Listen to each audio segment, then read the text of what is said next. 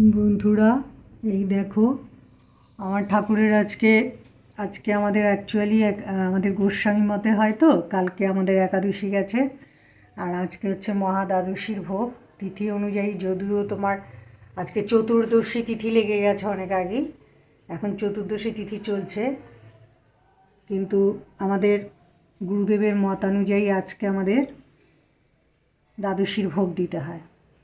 তা দ্বাদশীর ভোগ দিয়েছি, বাল্যভোগ দিয়েছি, পরে বেলায় কী দেবো ঠিক জানি না, এখন বলতে পারছি না, পরে ঠিক করব। আর এখন তোমার বাল্যভোগ দিয়েছি, খিচুড়ি দিয়েছি, বেগুন ভাজা দিয়েছি আর মিষ্টি দিয়েছি। সকাল সকাল আর চাটনি করা হয়নি, চাটনিটা দিতে পারিনি। তা তোমাদের সবাইকে বাল্যভোগটা দর্শন করিয়ে দিলাম। ভোগ দর্শনে পুণ্য হয়।